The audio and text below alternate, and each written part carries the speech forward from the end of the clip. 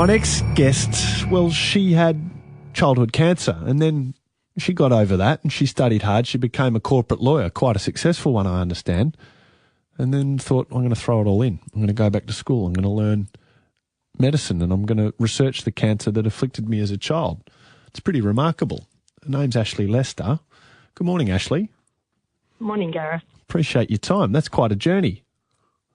Yeah, it took a while, but yeah. The tumour that you had as a child, it's a rare form of cancer, is that right? What's it called? Yeah, it's an ependymoma. So I was actually diagnosed with it 3 weeks into a commerce law degree when I was 18. Okay. So tell us more about the cancer. Yeah, so the cancer arises in the brain and spine.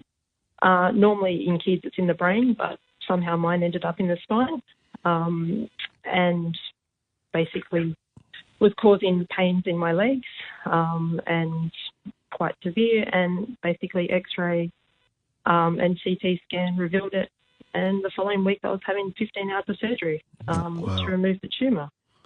So that's a pretty complicated surgery. Yeah. The tumour was pretty extensive, so from the bottom of my shoulder blades to the base of my spine, so quite large. But unfortunately, they weren't able to get it all, so it was followed up with radiotherapy after that. Okay. So how long was the recovery?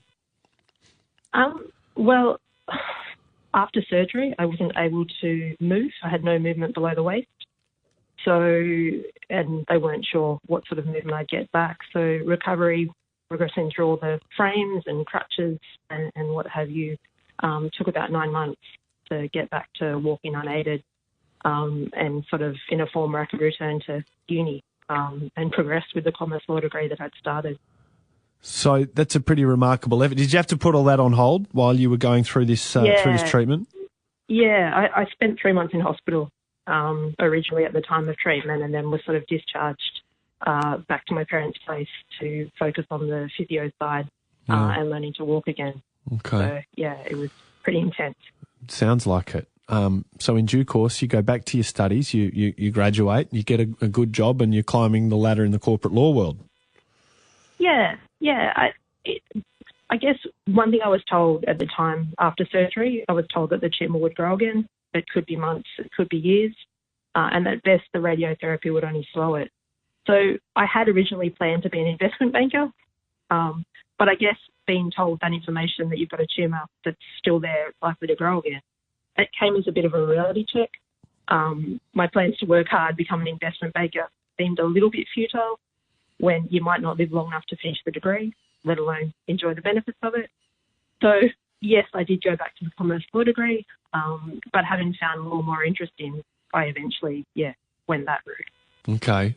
But then there was another career change to come. Yeah. So one of the things I sort of made a promise to myself when I was 18, that I wouldn't spend time doing or working in a career that I didn't enjoy.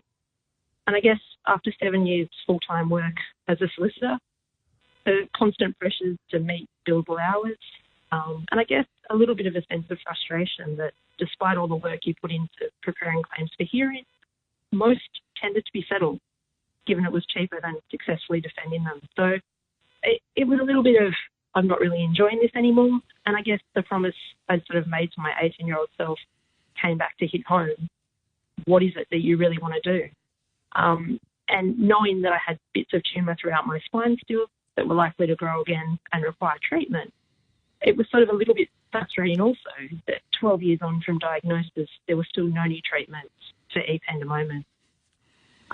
So I thought to myself, well, stop whinging about it. Why don't you go and contribute? So that sort of led, I had to go back into a science degree, having never studied science, honours, and I'm now partway through a PhD looking at these tumours in the brain. That is remarkable. How's it going? Have you made any progress? Yeah. Well, what I always wanted to do, I guess, there's been a bit of research on these tumours sort of at a molecular level, but what I really wanted to focus on was identifying new treatments, because one of the issues with these tumours is that the treatment can do as much damage, if not more than the tumour, given they're arising in the brain and the spine. So what I really wanted to focus on was I want to work on the research side of identifying new treatments that can actually get to patients. So, yeah, it's going really well. I've been able to establish a couple of models in which I can test drugs. And, yeah, there's looking like some promising candidates. So it's really exciting. Ashleigh, tell me about the Ethan Davies Fellowship. Yeah, so Ethan also had an ependymoma, but his was in the brain. So his family established a fellowship basically to support research into ependymomas. And I've actually been awarded that fellowship for this year, which means next week I'll be coming to Perth to basically work with and learn from some experts in ependymoma research at the Telethon Kids Institute. So the fellowship is funding me to come to Perth and the work that I'll do, which is great.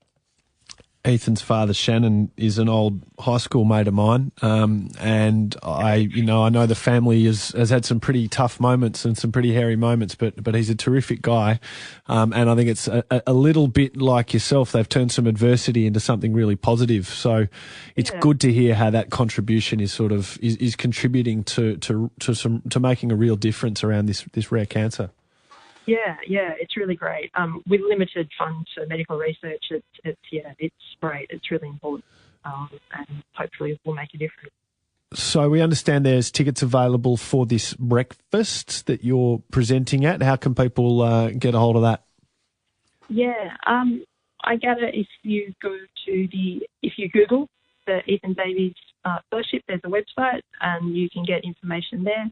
But the breakfast will be on the 8th of November. I'll be speaking at it, and I guess outline a bit more about my story, and yes, how I got to where I am today. Absolutely.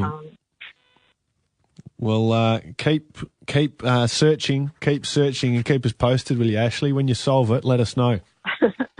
Yeah, will do. Good on you. Thank you, Ashleigh Lester. She's the recipient of an Ethan Davies Fellowship this year, working to try and solve this rare cancer, ependymoma. If you'd like to hear her tell more of her story at that breakfast on the 8th of November, you can go to this website, bnibamboo.com, and buy tickets or search for the Ethan Davies Fellowship and follow the links that way.